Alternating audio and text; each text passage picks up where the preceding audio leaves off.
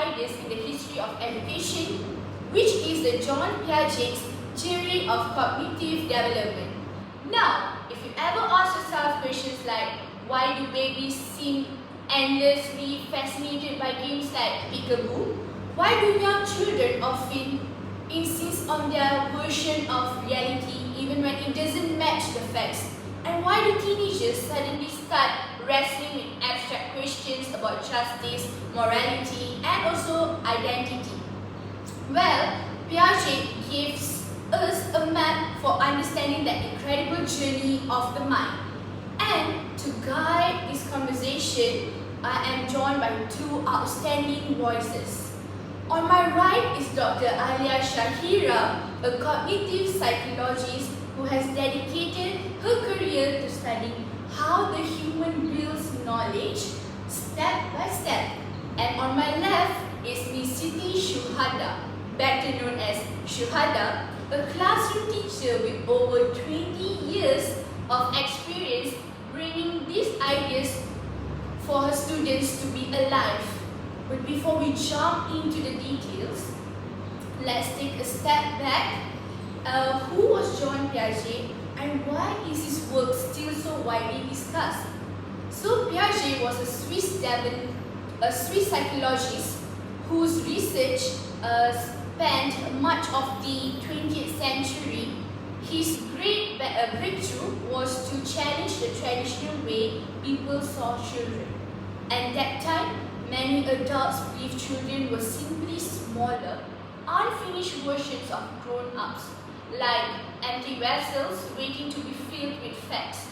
But Piaget argued something quite different.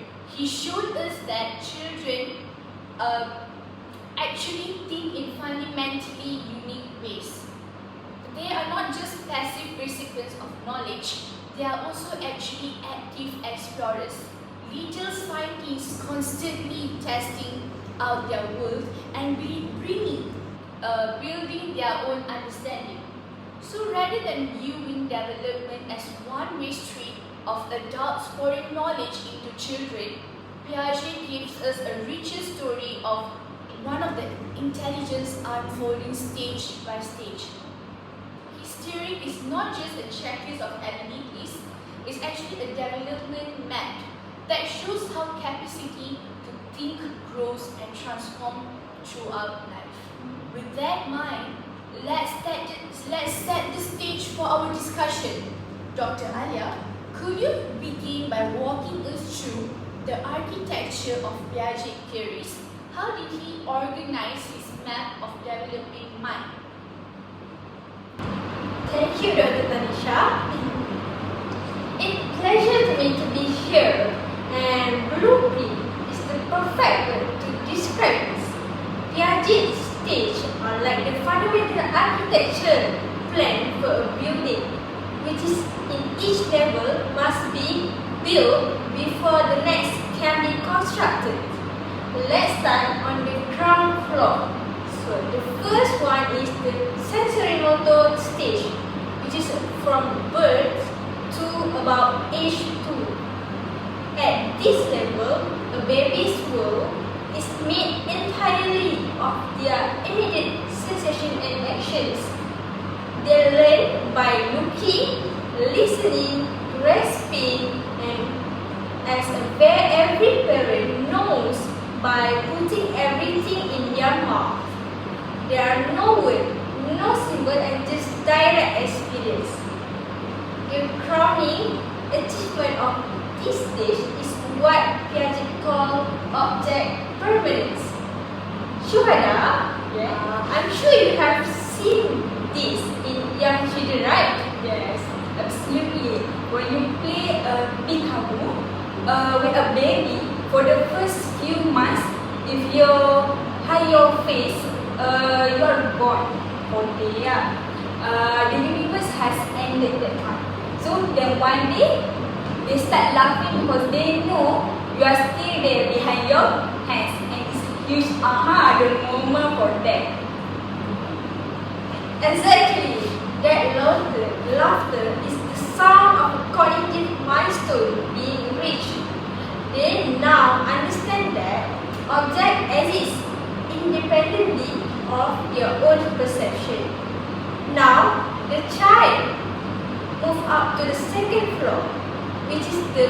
pre-operational stage from about 2 to 7 years old. This is where language explores. They can use words and pictures to represent the things, but their thinking has some unique characteristics, which is one is egocentrism. Egocentrism, this doesn't mean they are selfish, but it means they literally cannot see the world from another person's perspective. For example, if a child in this stage is on the phone and sees something exciting, they might just say, "Look at this," expecting you to see it through the phone. Another key feature is concentration. They focus on one striking picture of a situation and ignore the others. The classic example is with liquid. If you pour the same amount of water from a short, fat glass into a tall, skinny one, a pre-operational child will firmly believe the taller glass has more water.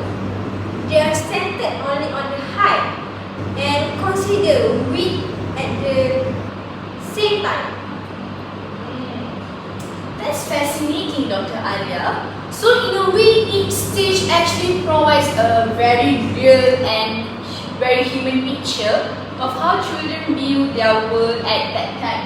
So for adults watching today, this is a reminder that when a child insists something is true, even if it seems illogical to us, it may not be stubbornness. It may simply be that their mind hasn't yet developed for a different kind of reasoning, right? Yes. So what I love to know is, if these stages are like flaws in a building, like what is the actual engine that drives a child upward from one floor to the next, and actually what keeps the children in the construction project to help it move forward? A great question, Tanisha.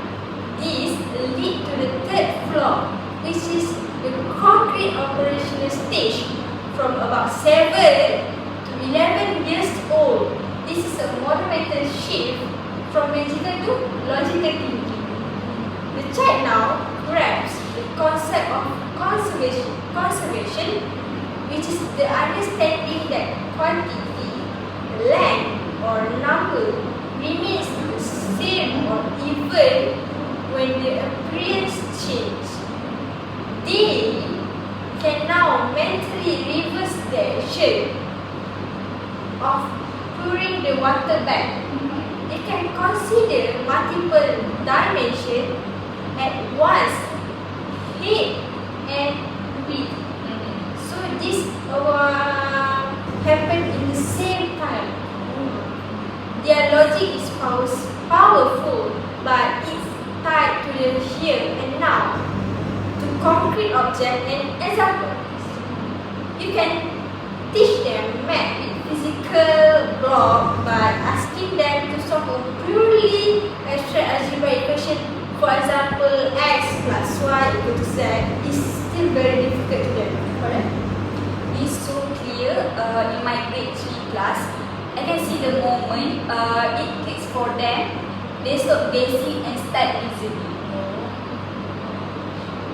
Finally, we reach the penthouse suite, which is the formal operational stage from age 12 to adulthood. Here, we unlock the ability for abstract, hypothetical, and also systematic reasoning. The individual can now think about thinking.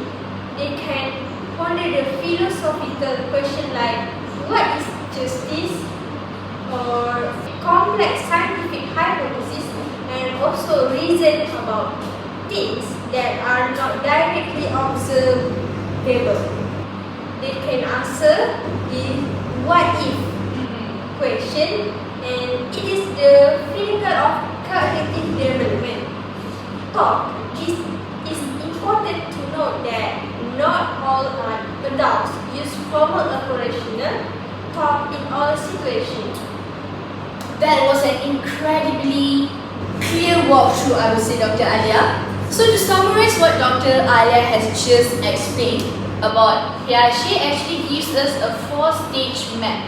So actually we will start at sensory, which explores in the sensory motor stage, right?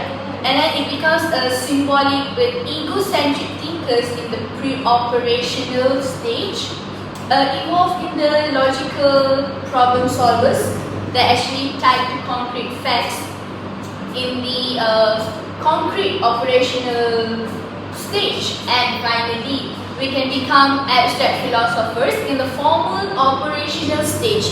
It's a story of the mind building itself floor by floor.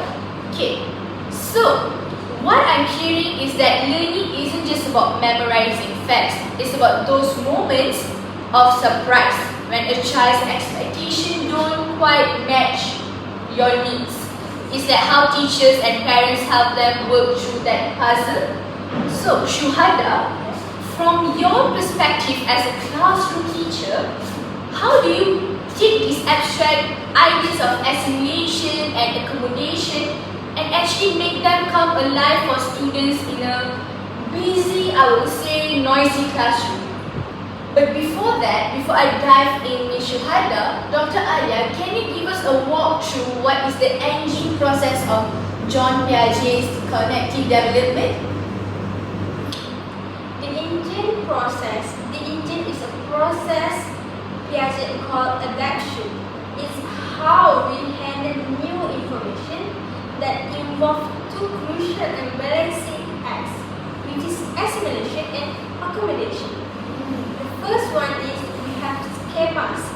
These are the mental models or categories we have for understanding the world. For example, a toddler's schema for dogs might be 3 or 4-legged teeth.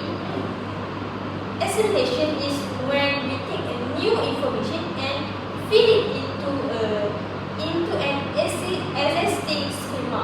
So when that toddler sees a cat for the first time, they might point and say dog, but now they are assimilating the cat into their existing dog schema. But then a parent says, no, that a kitty cat. It says meow. The child now faces a cognitive conflict. Their schema doesn't work. To resolve this, they must do accommodation, which is they must modify their existing schema or create a new one. Now, they have a dog schema and a cat schema.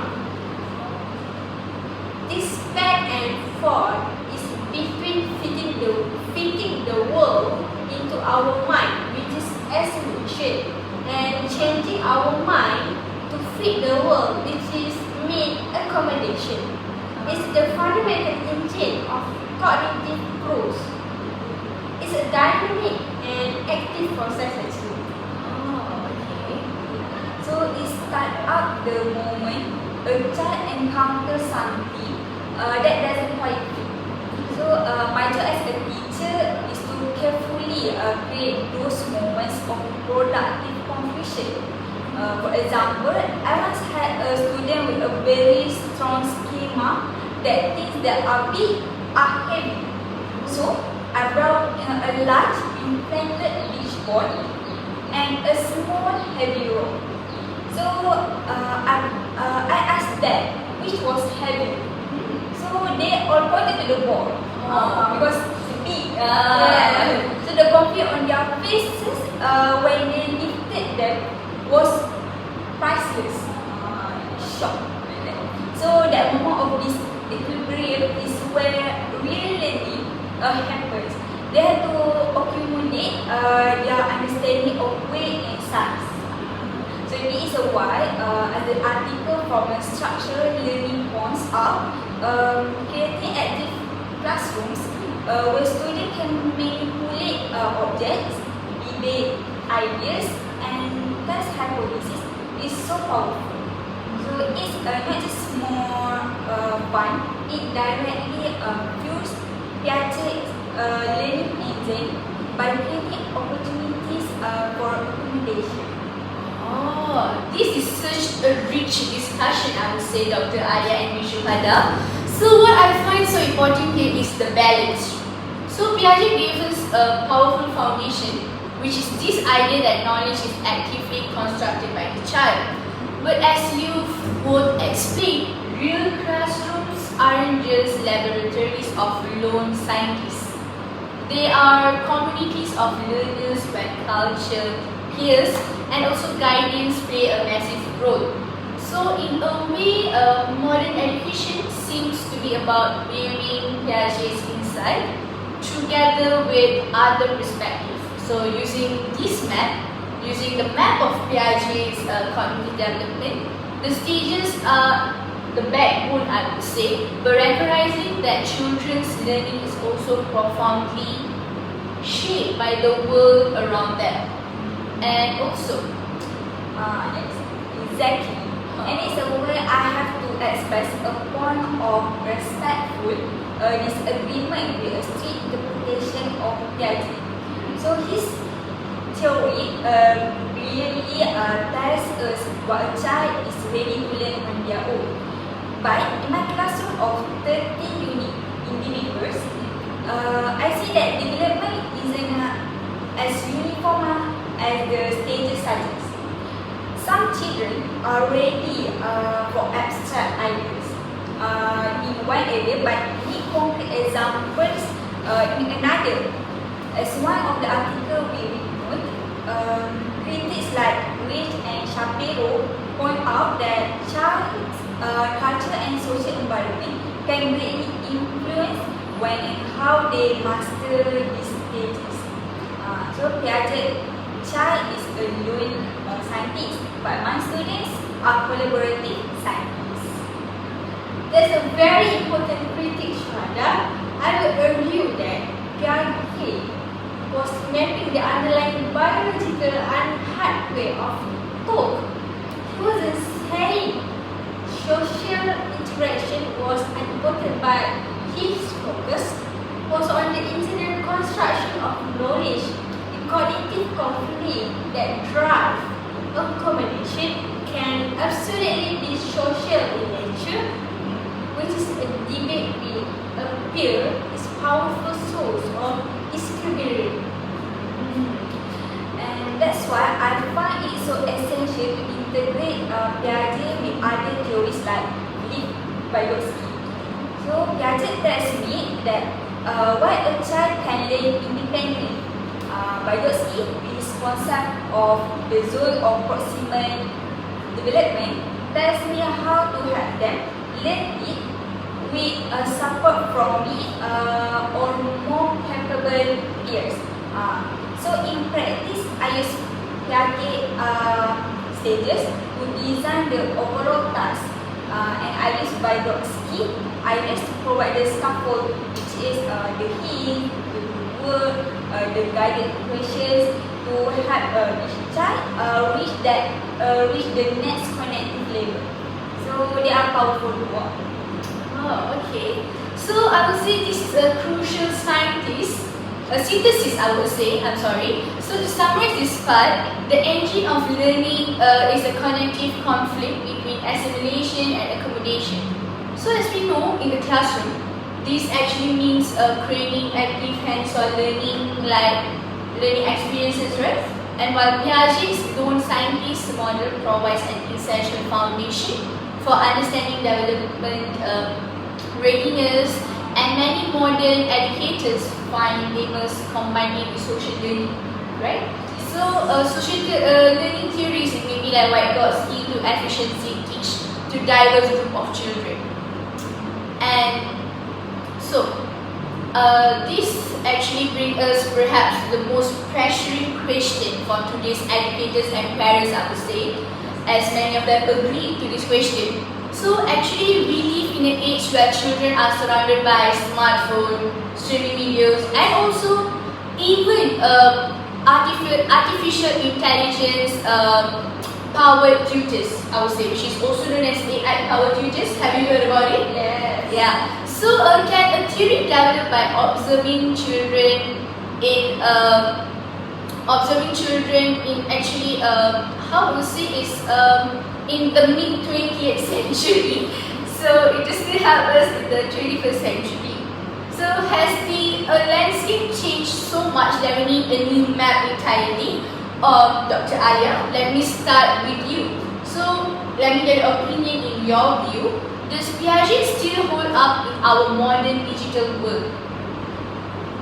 My answer is a big yes. The fundamental switching of cognitive development appears to be a biological constant. Technology now changes the tool, but not the fundamental architecture of our mind.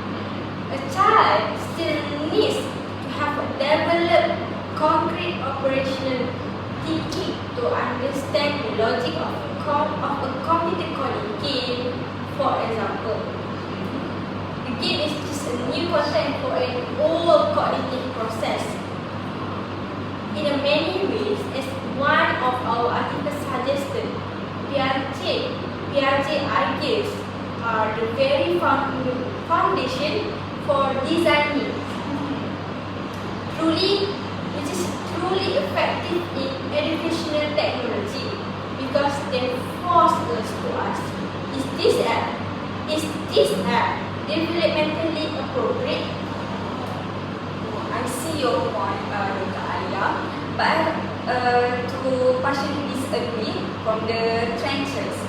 So what I agree, the stages are still a useful guide. The theory doesn't fully account for how technology is changing the landscape of development.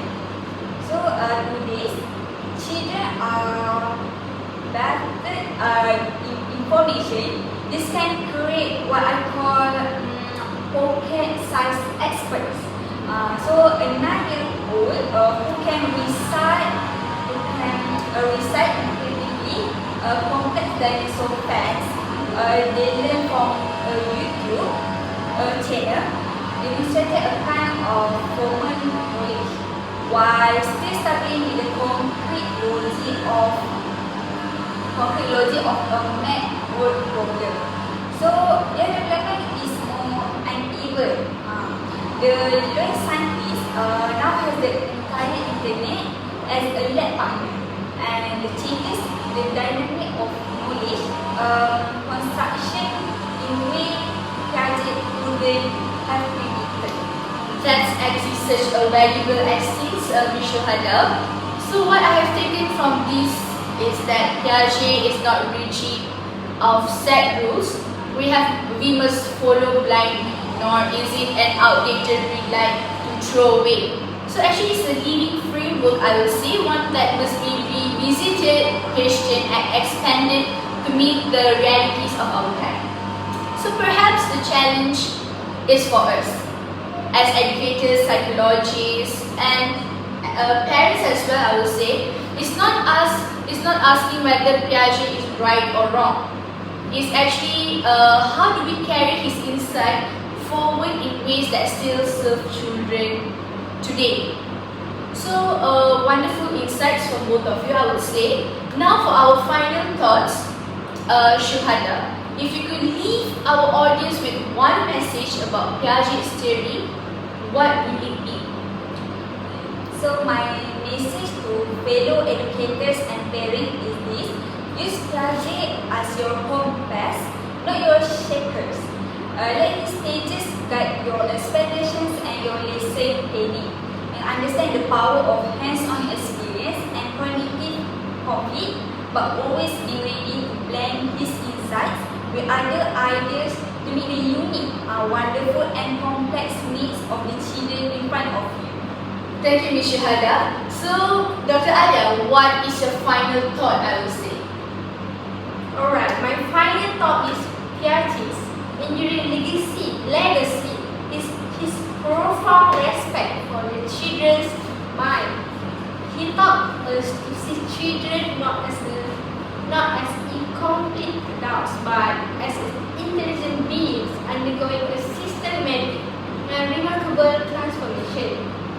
My final thought is this: by understanding how the mind builds itself, we become better partner in that magnificent construction project.